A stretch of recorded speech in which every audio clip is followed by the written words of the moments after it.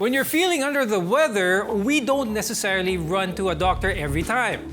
This is especially true now that we're dealing with COVID-19. In many cases, minor ailments do improve with at-home treatments.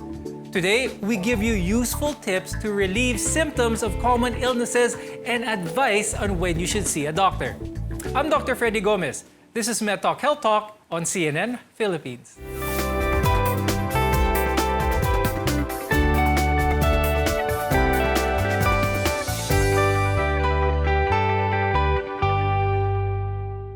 There are many effective home remedies to ease and treat the symptoms of common illnesses.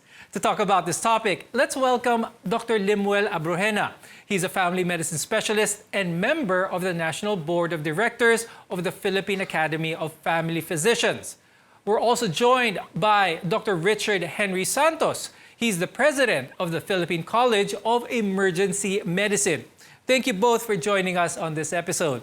Now, with the pandemic affecting every aspect of our lives, many of us have the tendency to overthink it or get paranoid with conditions like the common cold.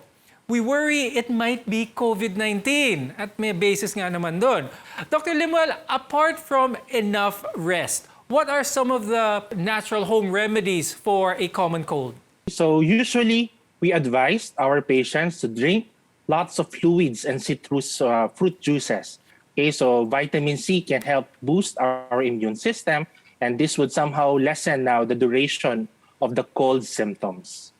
Okay, so rest and hydration talaga ang effective dyan. Now, Dr. Richard, a common age-old remedy para pag nagkakasipon ng tao ay ang mga vapor rubs. Pero effective nga ba talaga ang paglagay ng mga vapor rub sa mga taong may sipon?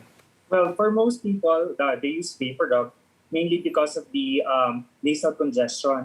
It might help in terms of improving that nasal congestion pag nagpapahid na tayo ng vapor rub. But generally speaking, we do not recommend use it as a treatment for the common cold. So flu and the common cold are both respiratory illnesses and may have similar symptoms but are caused by different viruses. And since these two have similar symptoms, it can be difficult to tell the difference. Dr. Limuel, is it important that our viewers know if they could tell it apart from what causes the flu and what causes the common cold? What should they know about these? Okay, so as you have mentioned, especially now in the time of COVID-19, so the cold symptoms can actually initial manifestation of COVID-19. So it's important for us to differentiate between colds and flu, which share many symptoms. The symptoms of flu can include fever or feeling feverish or chills, cough, sore throat, runny or stuffy nose, muscle or body aches, headache, and fatigue or tiredness. Okay, yung laging napapagod. On the other hand, cold symptoms are usually milder than the symptoms of flu. People with colds are more likely to have a runny or stuffy nose as well. So colds generally do not result in serious health problems. Part of those symptoms na minention nyo is a scratchy and persistent cough or yung makati talaga yung lalamunan, which can be a cause of a lot of discomfort, and both may happen as symptoms of the common cold. Dr. Limuel, what can our viewers do at home to ease that pangangati ng lalamunan? Yes, so we'd usually advise them na magmumog ng warm saline water. Okay, so yung isang baso ng maligamgam na tubig, hinaluan natin ng asin. Okay, so and then we can usually gargle it, okay, at least 3 to 5 minutes. Okay. Now, if they have some budget, okay, so they can actually use medicated mouth solutions to help them. Okay, it would also help to drink warm water with mint or yung mga tea na may mint, kasi it would suit now the scratchy throat. Now, not being able to breathe properly can be really, really annoying. And aside from a sore throat, a runny or stuffy nose, it is also a symptom of the common cold. Dr. Richard, ano yung mga pwedeng gawin sa bahay para makahinga ng mas maayos? And are there over-the-counter medicines that can help kapag hindi nalunasan nitong mga home remedies? Some people would opt to use nasal irrigation. Now, you can use saline solution or parang plain water, which you put a little bit of salt in it. And then you can use it to irrigate your nasal passages to relieve nasal congestion. These solutions are also available over the counter, which you can use as an alternate to making your own solution at home. Another common symptom are muscle aches. Dr. Richard, what are the most common causes of muscle soreness? And pwede mong i-explain sa ating mga viewers yung difference ng muscle soreness tsaka ng muscle spasm? Basically, muscle soreness, yung kanyang, it is similar to muscle ache or muscle pain as opposed to muscle cramping na merong parang episodic cramping or parang sudden onset of pain. No? So yun yung mga muscle cramps as opposed to muscle soreness. And some may attribute muscle aches to something else such as a recent workout. Dr. Limuel, how can our viewers know if yung nararamdaman nilang muscle ache is caused by, say, an infection or kanilang workout? Okay, so usually mahirap i-distinguish, okay? But we know that after a workout, talagang naturally sumasakit yung mga katawan natin. If it because of an infection, okay, so aside from the soreness, okay, magkakaroon din ng pamamaga sa certain areas, most importantly dun sa mga joint areas din natin that would be affected. Okay, so ito siguro yung isa sa mga pupwede nating way to distinguish between the muscle soreness from a workout and from an infection. And here's a reminder for everyone, always talk to your doctor before trying any home remedy, no matter how badly you want relief, especially when taking over-the-counter medications. Now, having allergies can greatly impact your quality of life, which is why it's important to know how to manage these at home. Stay with us here on Med Talk Health Talk, your connection to healthcare.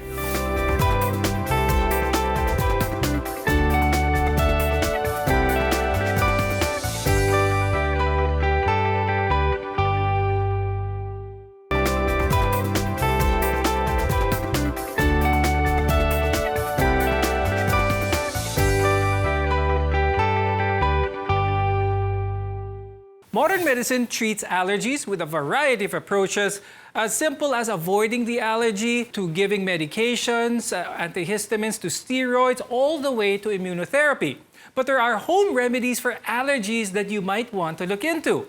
This is Med Talk Health Talk on CNN Philippines. I'm Dr. Freddy Gomez, and we want to help you understand the care you need and deserve. Getting an allergy is our immune system's response to a foreign substance that's not typically harmful to the body. Now, these foreign substances are called allergens. Dr. Limuel, ano yung mga common allergens na pwedeng ma-encounter ng ating mga viewers? Okay, so we have to be aware that dust, o yung alikabok, animal danders, yun yung mga buhok ng mga ating mga alagang hayop, katulad ng aso at saka pusa. Marami din mga plantitos at saka plantita. So we have to be aware that pollen is also one of the common allergen sa bahay natin. Okay? Extreme heat and cold can also become causes of allergies.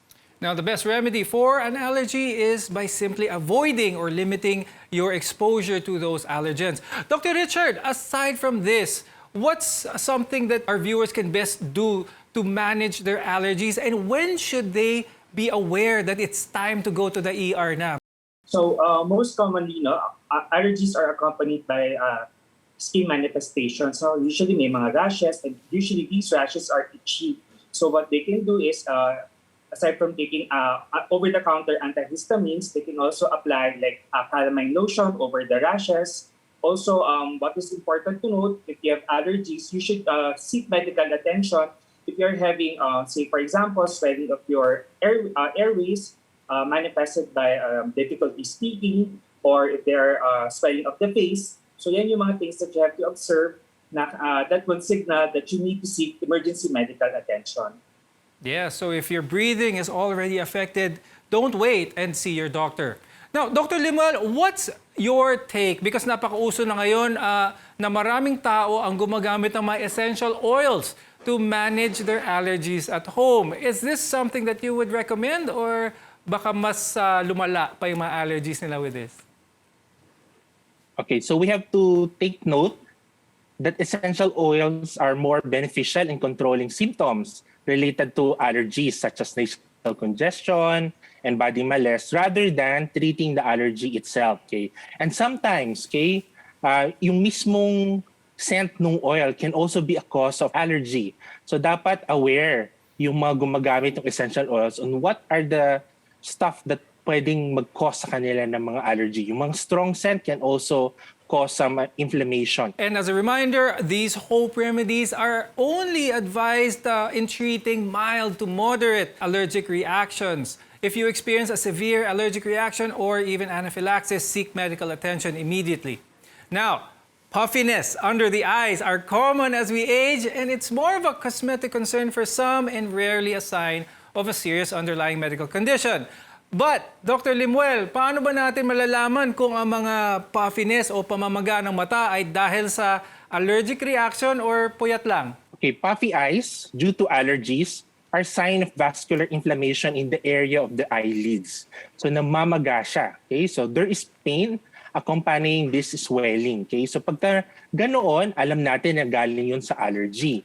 Kung tayo naman ay nagpupuyat, okay, so some would usually expect yung mga eye bags. Okay, ito na yung mga puffy eyes natin after not getting enough sleep. Okay, tapos yung paminsan-minsan nangingitim pa yung ilalim ng mga mata natin. So we should be aware that kung nagkakaganito tayo, okay, so baka kinakailangan natin na ayusin yung oras ng pagtulog natin. Some remedies, okay, na po pwedeng ginagamit ng iba is to put their slices of cucumber para ma-relax ng area. Remember na yung puffiness noong eyelids natin is caused by tired muscles, kaya siya naglalag. Now, from puffy eyes, pag-usapan naman natin ang mga stomach issues because constipation is also a common problem and it mostly happens due to changes in diet or routine or even not eating enough fiber. And often, constipation causes limited bowel movements as well as difficulty of stools to pass. Ngayon, Dr. Richard, when is someone considered to be constipated? Yeah, constipation is the passage of your hard, dry, or infrequent stools. Some people may have bowel movement not 2 or 3 times a day. Others might have one every 3 to 5 days. So the consistency of the stool of your own discomfort would tell you if you are having constipation. Ano kaya, Dr. Richard, ang mga most common causes for one to be constipated aside from the diet? Well, aside from diet, other causes of constipation include dehydration, decreased activity, delaying the impulse to have a bowel movement. Sometimes changes in your routine can also cause constipation, and also certain medications like your antacids, antidepressants, even taking antihistamines can cause constipation. Also, pregnant patients are prone to constipation as well as those who are of old age. Okay, but at the end of the day, no, you really feel a bit heavy, parang bloated ang pakiramdam, and some pain may result because of constipation. Dr. Richard, ang tanong ngayon is, what can our viewers do to relieve yung kanilang constipation at home? Well, basically, constipation is relieved by modifying your diet by adding fiber-rich foods. Also, you can rehydrate or to target 1 to 2 liters of fluids of intake every day as long as there's no contraindication. You can also limit taking alcohol or caffeine-rich drinks which causes dehydration. Okay, so drinking a lot of clear fluids really does a lot to help your body keep healthy. Now, ang uso rin nowadays ay ang mosquito bites and it can cause certain illnesses, itong mga mosquito bites such as dengue. The first effect on us is a small, maybe itchy bump. And it's good to know what remedies work to reduce this itchiness at home. Dr. Richard, scratching mosquito bites oftentimes provides immediate relief at itong unang ginagawa ng mga viewers natin. But can you explain why this isn't a good idea? And what's the best relief para sa mga mosquito bites, para sa kate? Well, the thing about mosquito bites, it is itchy because of the inflammation. If you scratch an already inflamed area of your skin, it becomes more inflamed. So it becomes actually counterproductive. You are making the inflamed area more inflamed. Usually, what you can just do is apply something cold, parang cold compress, just to relieve that inflammation that I mentioned earlier. Your best protection from most illnesses is by having a strong immune system. More on this when you come back. Your health is our mission. You're watching Med Talk Health Talk here on CNN Philippines.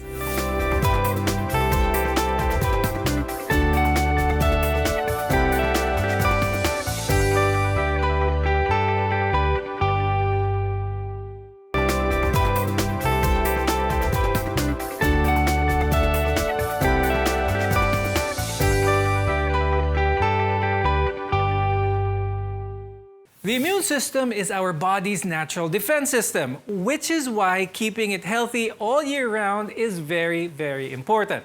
I'm Dr. Freddy Gomez. You're watching Med Talk Health Talk on CNN Philippines, where your care comes first. Getting sick during this pandemic is a real concern, especially if you think you might have COVID-19. Dr. Limuel, ano ang mga dapat gawin pag nagkakasakit tayo, especially now that we're in the middle of a pandemic? Okay, so we have to take note na nangihinan na yung katawan natin. Okay, so the more na pinipilit natin ito, pwede pa lalo tayong magkasakit. Okay, so rest could actually help our immune system, okay, take its time to recover. Okay, and then of course we will have to do other things, okay, to boost our immune system. Now, avoiding crowds is one of the best ways you can do to avoid getting COVID-19. Dr. Richard, when should we seek emergency medical attention, especially in this time of COVID-19? Primarily, it targets most patients would present with respiratory symptoms.